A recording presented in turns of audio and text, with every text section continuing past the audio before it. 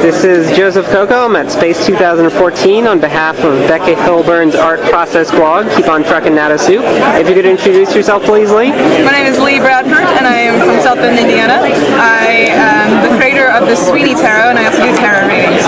Okay, and can you tell us a little bit about your tarot readings? Well, what happened was I was taught how to read tarot when I was younger, about 20, and my dad taught me. Sure. And the problem was that tarot is very strongly based in Kabbalah, and I'm not Jewish. And there's a lot of imagery that's based in Wicca, and I'm not Wiccan. So I felt a little bit alienated by the imagery that was in it. So I decided that I was going to make one that was more secular and that catered more to what I felt was appropriate. So you've designed your own tarot deck that isn't necessarily specific to the religions that you mentioned. Yes, it has no affiliated religion, and I think that that's very freeing. And a lot of people have found that they like that as well. And a lot of people feel alienated by the religious connotations of the tarot. That's why they don't get into it. Right. It's very off-putting. So I've sold at least 30 of them, and I'm actually very proud of myself.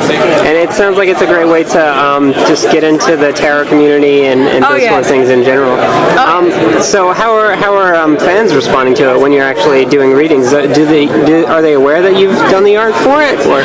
Sometimes I start off and I tell them that I made it, and sometimes I don't start off by telling them, and then they're like, "I've never seen something like this before. This is a style I've never seen it before. Where did you get this deck?" And I'll say I made it myself, and then they'll be just all over it, and then they'll even want to read it even more because it's something that I made. Not only personalized from the reading, but it's a personalized deck as well. So people become more interested after they learn about it. But I don't introduce myself as the creator of the tarot deck. Okay. Every time. Yeah. And can you tell me a little bit about what's bringing you to space this year? Have you been to space in the past? This is probably my 4th year doing space.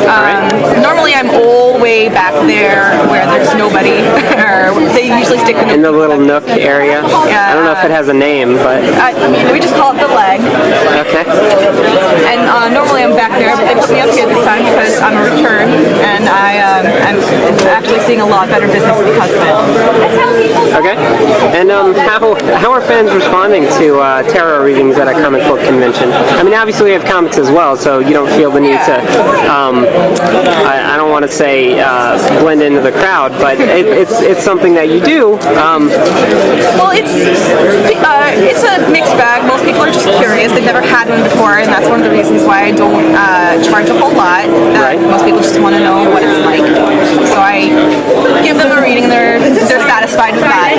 A few people have had readings before, and they are impressed with what I have. But for the most part, it's just kind of like this benign thing. I have a lot better response for things like rock shows, because I do side stage at rock shows and horror conventions and other things that I've done. So this is not the best turnout for my tarot readings, but it is pretty good for my comics. My comics have been selling pretty well. That's great. It's just another thing to talk about, so you're not just standing there behind a stack of comics. Yeah, giving the same comic pitch over and over again to everyone who comes by, essentially. So yeah, and it's a great way to get to know the person who's in front of your table too. I can imagine just after the reading is over, having a long conversation with someone, and then they get to know you and they want to support you. They want to buy your comics. It can be very revealing. Yes.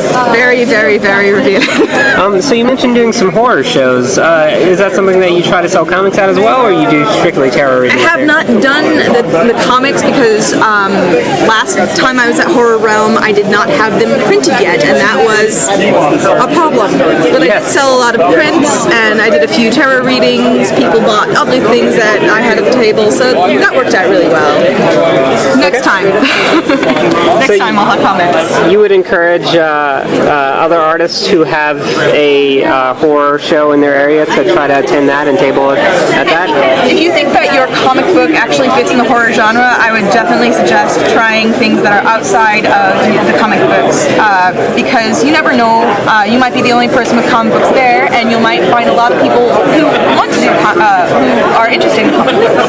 So I think that having that kind of diversity of interest artist is really important when you're starting out. All right. And can you tell us a little bit about your comics? Is MDoc issue number 2 your latest? Or? Well, that's an interesting question because I did these both Beyond the Pale and issue 2 around the same time. And Beyond the Pale is something that was not written by me; it was written by somebody else. And that one is about a boy who grew up as the central figure of a suicide cult. Everybody died except for him and this little girl, and he's been fighting for custody of this little girl because they're best friends and they don't have any family left. Okay. So that's what that one's about. There's a lot of spooky cult stuff, and that's by Brandon Becker. That's the writer. Now I write MDoc, and MDoc is kind of like if you took the 3rd season of Buffy the Vampire Slayer and set it in Pittsburgh.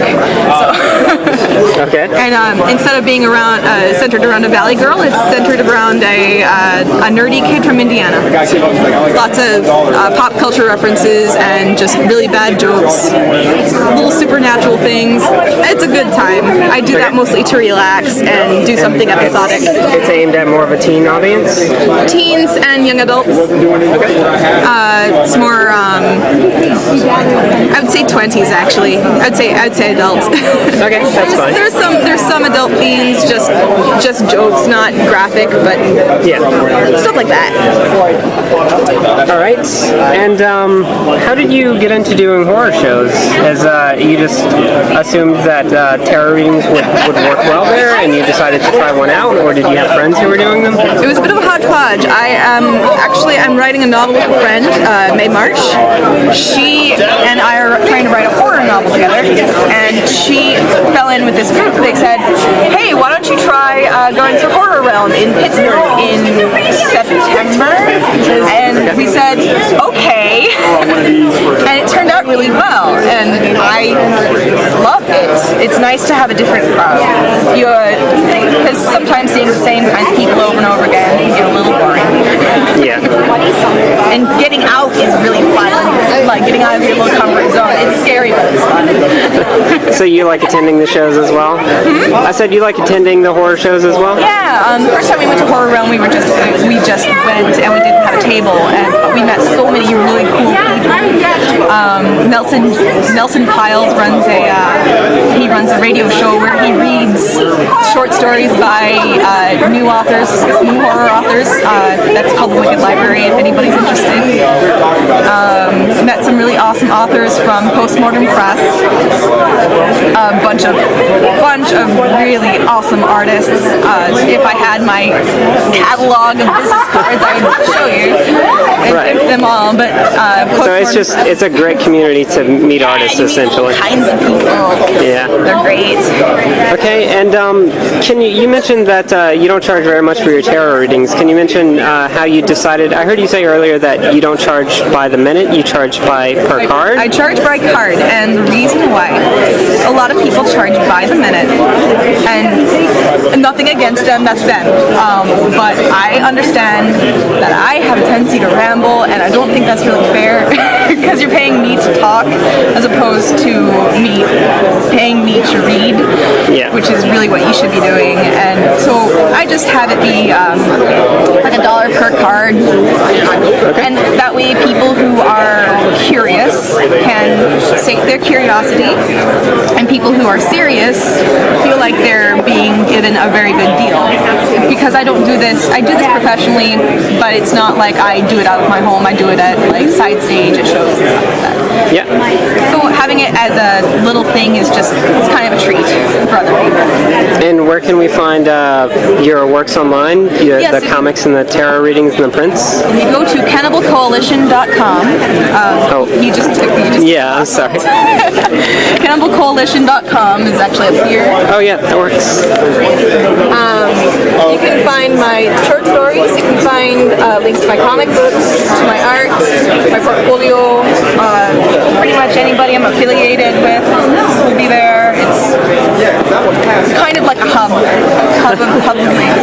That works. One place to find everything. Sounds great. Okay, and finally, would you have any advice to someone considering coming to space for the first time? Have more than one thing. It's nice, like having comics is great because that's what it's about, but try to bring other things too, because people won't just remember your comics. You'll be comics and tarot. You'll be comics and figurines. You'll be comics and the cute little acrylic figures that my neighbor makes. Yep. That's what people remember, the things other than the comics, because after a while they blend together. So kind of diversify what you make. All right. Well, thank you very much. I hope you have a good space. No problem. You too.